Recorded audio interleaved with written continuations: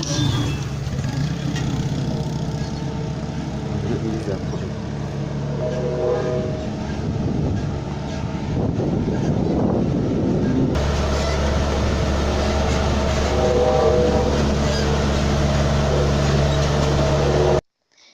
is truly a unique one when it comes to these big machines.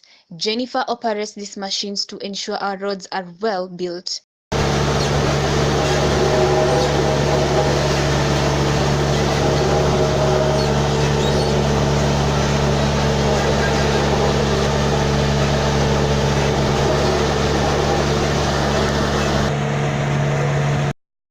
She is passionate about it and spends most of her time making this road smoother for the next process in building tarmac.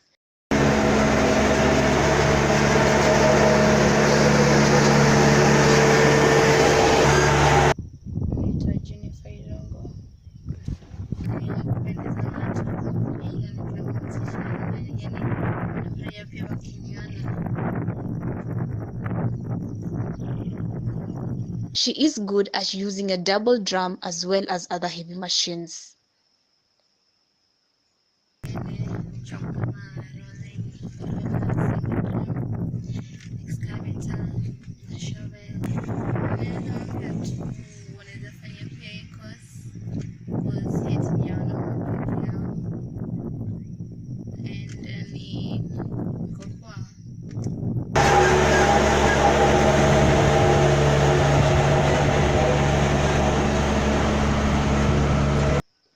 The work she does is extraordinary. The people she works with, they love her job. The job at hand is not easy, but she does it with full dedication.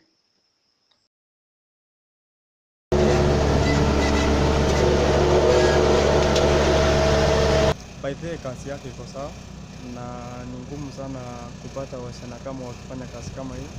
Sasa yeye anyway kwa kiasi amejitolea. So kwa wana wenye wako hapo nje inafaa sasa ikifikia section kama hiyo tunafaa tuwape advice wasikae kama wazeni kwa kitaka waseme kazi hawezi. Kazi ni kujaribu by the way. So kuacha kukucha kama wanawake mwenye anajitolea kuja afanye kazi kama hii sio kazi ngumu anyway. Inakuanga wanawake wengi wanakuanga waoga sana. So ni ngumu sana kupata wanawake kama hao kufanya kazi kama hiyo. So ni kujitolea kwa mtu anyway. Hivyo kama wanawake wengine wasifae kama kwenye wanakuwa wanaogopa vipi. Challenge zinakuanga mob. Napata wengine wanasema hiyo kazi yes, mara wengine wanasema hiyo kazi yes. Na si ani hata sometimes unashinda itakuwaje. But ni kuingia kama mahali wako kuambia maneno mawili matatu and then above from button itakuwa na wasaidia na wasiri wakiona kama hao wakipata mchana kama wengine kama wili watatu na hao watakuwa wanatamani kazi kama hii.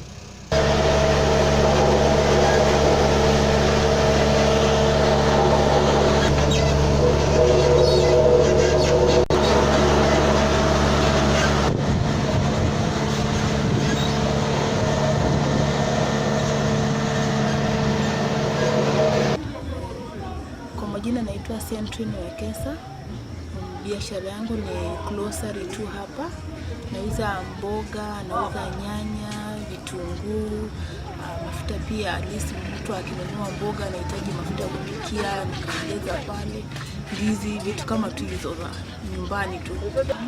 Unapata ya kuwa mwanamke ukaa kwa nyumba ni vizuri.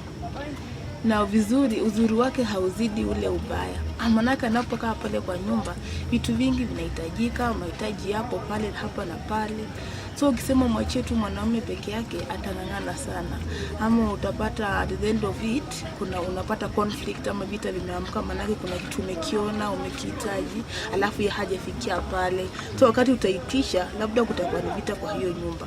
So utapata ndoa nyingi zinavunjika kwa sababu ya kumtegemea mtu mmoja. Lakini wakati kama ni mama mwanamke ukisemesha nifanye hili, ndiposa nipate pia shilingi nimsaidie mume wangu, maisha yanakuwa rahisi, hakuna ugomvi, tunaelewana, unapata mahitaji yanakuwa rahisi. You meet your needs easier than one person. Biashara kwa sasa iko sawa kabisa, iko mzuri, manake hapo mtoto atakula, atavaa, tuseme tu mahitaji ama malezi yote utayapata hapa. Utapata kama ni maziwa, sukari, mtoto atakula aende shule. Pia utapata kama ni school fees, ile nini karo ya shule, pia utalipa. Mtoto hatakaa kwa nyumba kwa njaa wala kutoenda shule. Hapo tutakuwa sawa, utachimudu mahitaji yako yote. Challenges ambazo ziko ni kwa mfano grocery, hizi mboga tunaziuza. Unapata hizi mboga zinapokaa kama siku ya kwanza haijauzika vizuri, siku ya pili unapata zinaanza kubadilisha hiyo rangi, inakuwa yellow, inatani, manake haijapata wateja hivyo sana. Lakini tuseme kama umechukua, si inabidi tuchukue kidogo ndio uze iishe, ndio pia kesho uchukue nyingine. So hiyo ndio changamoto tu, kuharibika. Ama wakati mwingine unapata labda kitu umepewa na si fresh, hasa unaweza pata kama ndizi upate zimebondeka. So hizo ndio hasara tunapata. Upate kama ni hizi nyanya zimebondeka, umeletewa zimebondeka, utatupa. Upate kama machungwa ukiuza for long pia inaanza kufanya kuoza. So hizo ndio baadhi ya changamoto tunazipata. Mimi naona wanawake wanafaa pewe nafasi pia wa kujionyesha. Yani ile gender equality, yani si vizuri wakiwa tu nyumbani. Pia mwanamke pia ni kama mwanaume, pia anaweza fanya zaidi hata ya mwanamke. Sasa hivi tumeshapita ile enzi ilikuwa kitambo. Sasa hivi tunaenda ni 21st century, kila kitu inabadilika, unaona. Ndio maana sasa hivi hata tuko na rais wa Germany ni mwanamke, na tena anaongoza country vizuri, anaongoza nchi vizuri. So mimi naona mwanamke pia baada apewe nafasi sawa na mwanaume. Many people claim that it's time for women to begin being given chances in leadership of the country as well as in the business matters. Reporting for GETV, my name is Sylvia Cheruto.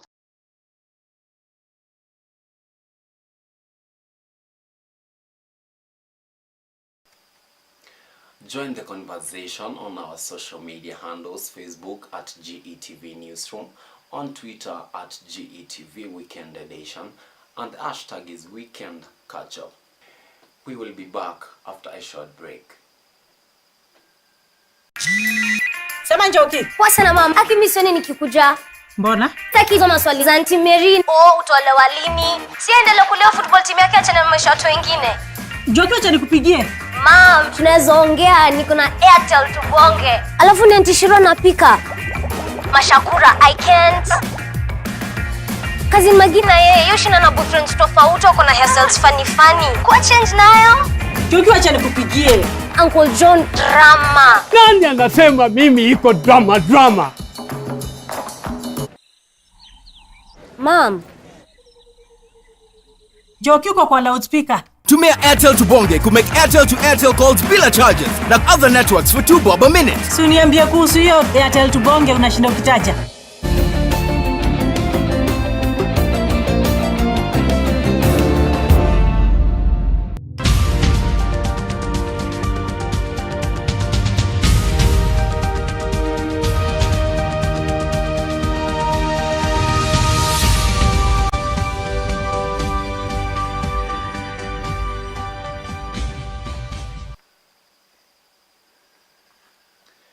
On our special report tonight, we reveal the story behind the ex-jailed. We have the storyline that will get your attention.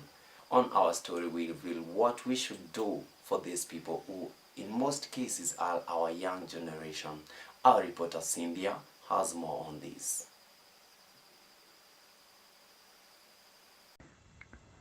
Many people go through hard times after their jail term. This is as a result of having committed a crime. The society has a way of doubting their change. Tonight, we reveal what the public thinks about ex-convicts.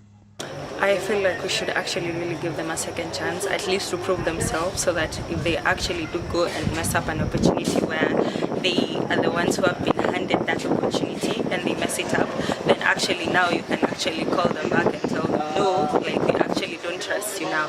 But having a mentality where we just stereotype all of them and start saying that, oh, they're thieves, they can't be trusted, they're reckless. You know, people change, and it's up to an individual to change. So if a person does actually change and they make an effort, then should actually give them a chance to prove themselves. I feel like we should actually encourage them, since most people at this particular point feel like we cannot trust them in our own businesses. I actually feel like we should encourage them to venture on in their own ways into their own businesses, because at this point they have been equipped with some knowledge, some skills.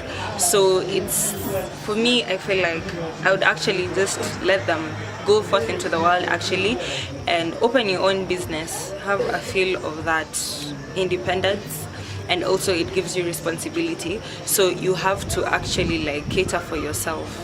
So let them venture into their own businesses.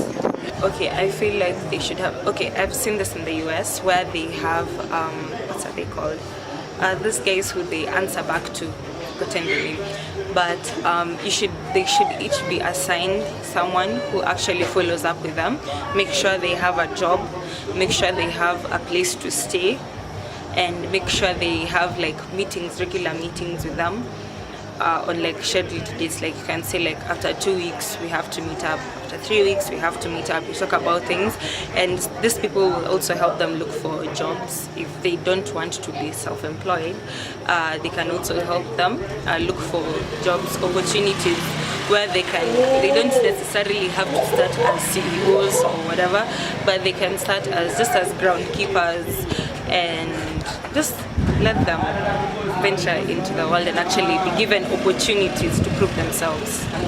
Hatuwezi muamini juu jela haibadilishi mtu sana. Akuwe rafiki yako umsaidie, lakini kutoka huko akuja niombe kazi, mimi najua ile makosa yake alifanya, mimi nampata kama mtu mwenye makosa, siwezi mpea kazi. Tunaweza kaa na hao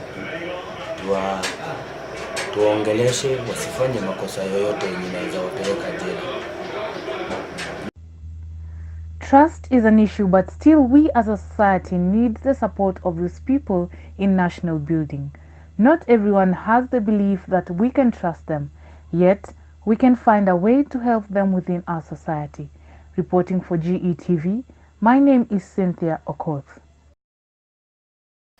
And tonight we are joined live by Madam Irene, who will be sharing about a few things. Madam Irene, welcome. Also, I'm a psychologist. We work a lot with the students and help them as we mentor them and counsel them as they complete their studies. Yeah, when you have been imprisoned, unfortunately you have a label that I've been a prisoner and I've been in jail and I am a criminal. And that's a label you have to live with for the rest of your life. But for prison, it's supposed to be a place for correction, for rehabilitation, for you to learn your mistakes so that you can go out there and become a better person. But unfortunately, because the trust has been broken, most people, when they hear you've been released, they perceive you to be still a criminal. You have that label everywhere you go. People will be pointing at you that that person was in jail for 1, 2, 3. Sometimes they don't even want to know the reason why you're in jail. Maybe you're in jail because of something to do with the justice. Maybe you're an activist. Maybe whatever you did and you landed in jail, people just perceive you that you're a criminal and you're not a good person. So we should have more programs in our prisons to help people as they are now released, to go through some kind of a training, some kind of a mentorship, so that when they go out there, they are ready for the world and the world is ready for them. Because most of them are just told, now your time is up, you've served your time, now go. Maybe you're given fare to town or wherever. So you can imagine you are out there, people don't know how even to take you, even some of your family members run away from you. No one wants to take you, no one wants to give you a job. So it becomes very difficult, and unfortunately you find most of these prisoners again now go back. Even if they didn't have a criminal record or whatever took them was not criminal, they now become criminals because that's the only way to survive. No one wants to employ them, no one wants to take them in, so they feel, then let me become a criminal so that I can earn a living. Yeah. How can the government ensure that this situation is catered for in terms of making sure that these people are welcomed in our society? Yeah. One of the best things is to help them to become independent, to help them to earn their own money, to help them to be economically stable. And maybe because of them not being able to get a job, you know, the white collar jobs we do, one of the things maybe the government can do is to give them small loans, you know, to start a small business, find out what their passion is. Most of them come out with very good skills in carpentry, maybe in painting, maybe in drawing, some even become writers. So they can enhance their skills and their trainings, what they received in prison, to become, you know, to help the society. So the society or the government or people can give them a small loan, give them opportunities for them to build up themselves. Some of them can be, in fact, have a very, very, how would I put, a lot of creativeness, a lot of skills, a lot of intellect. They have a lot to offer, but they don't have an opportunity. So when the government or people can give them support in this way, they would go far. Because now employing them, unfortunately now with the, nowadays most of the time when you're employed you have to get clearance from the, from the government that you're not a criminal. So already it shows a red flag. So there are issues. But I know there are some companies which employ, you know, former prisoners because they trust that, you know, these people have been rehabilitated and they are willing to work. So some companies employ them, of course they put a lot of security measures and to make sure that they don't fall into that temptation again. And if they do, they are very quick to realize and they are very cautionary. So they caution them and say, if you do this again, maybe you might be in trouble. But I think the best thing for them is to also gain their own independence, to be able to find ways of supporting themselves, ways of, you know, living their lives, ways of going on in the society. Some of them even become motivational speakers. They go speaking to other people, they go speaking to the youth, they go actually to the prisons where they were and say, I was also like you, but now I'm rehabilitated, I'm reformed, I'm living a new life. Some of them even become pastors, yeah, and they give a good ministry. So let's give them a chance, let's not judge them and condemn them and assume that everyone who has ever been in prison is just a criminal and I should just hold my things tightly. Yeah, okay.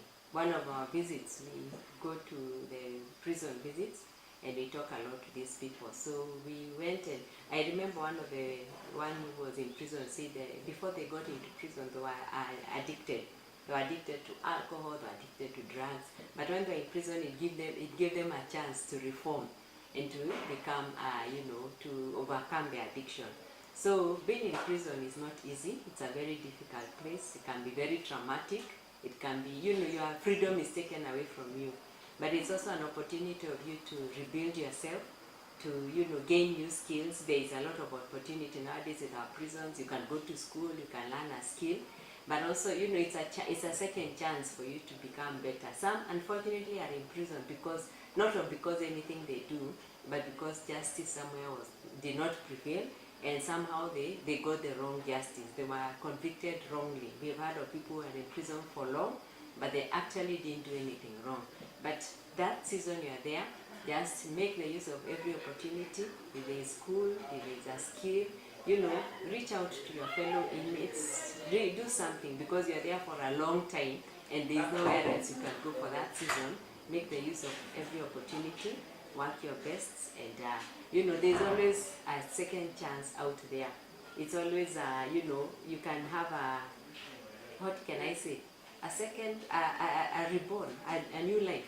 You can even life can even be better than it was before because you've gone to that prison and you've seen how life is and you can do better. But on the other hand, as they say in life, when life gives you lemon, you can either become bitter or better. So for you who is in prison, this is an opportunity to become better, to reach out to others, and whatever took you to prison, you have an opportunity when you are released to go back and try to. Thank you so much, Madam Irene, for that extensive exposure on this issue about the ex-jailed convicts in our country.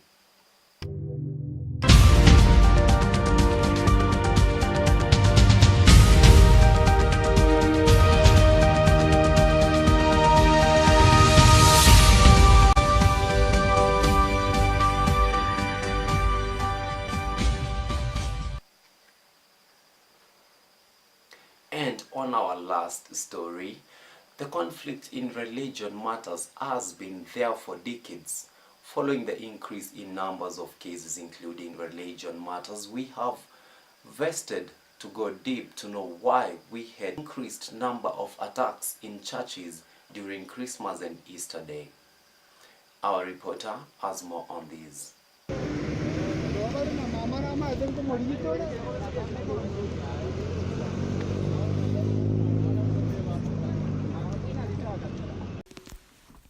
There have been many attacks all over the world. In Sri Lanka, the attacks have left 200 people dead. There was an attack in a synagogue in San Diego which left 50 people dead. The killings are not societal problems, but also a global issue with many religions conflicting over different issues.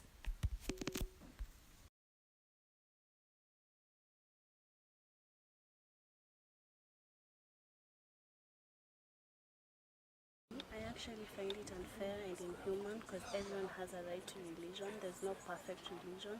So I believe that people should be left to believe in whichever God they want and in whichever religion they feel comfortable in. And I actually believe that it's time to call upon the leaders of these different religions to help bring unity among them, and that we stop having to experience such situations of death and all. My take is Muslims, there's radical Muslims and then good Muslims. So my take is there's some radical Muslims where they think like okay, kill and straight to heaven. Yeah. Now the problem is Muslims should like try and cut off that the radicalized. Yeah, wala talk radicalized watolewe. So yeah, that's the take. Muslims were radicalized. Christians, some Christians when I hate Muslims, they think like all Muslims are the same, yeah. So people were educated wajue kama kuna some kind of Muslims na kuna Christians wengine, yeah. So my take is watu wako educated wajue hivi, yeah. Because hata wale watu like Nigeria, those radicalized mostly they are black Nigerians. Ni wale walikuwa influenced, wakakuwa sabotaged, wakafikiria I'm a Muslim, I have to kill Christians. My take ni watu wa education actually wakishajua wajue pia kwa wasikuwe like influence wana mtu anachukuliwa mahali anaambiwa kwa Muslim kuna hawa watu kill them, you know, yeah. Kwa influence, yeah. Because both Christian, Muslim, Judean religions kuna coexistence manzi. There is a way wanzaka pamoja waongee wajuane ikwe fiti, yeah. So kuna way as long as the leaders, actually the church elders should come from church, from wale wa mosque, even the Indians or something, wakapamoja waongee wa agree, because this world have to coexist. We all need each other. And tonight we are joined by Reverend Massey. Please, Reverend Massey, tell us a bit about yourself and maybe your career. Yeah, my name is just Massey. Serving in as the assistant chaplain in charge of the campus. Achievements, of course, maybe a wide range of achievements.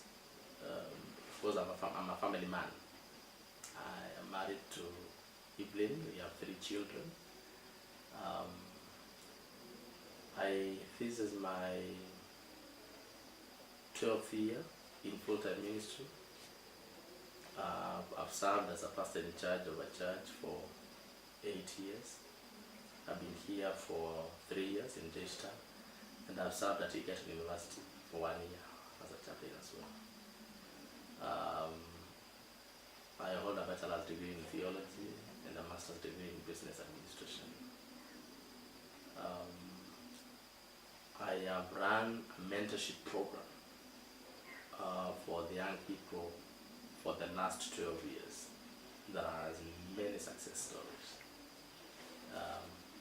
And many more other things.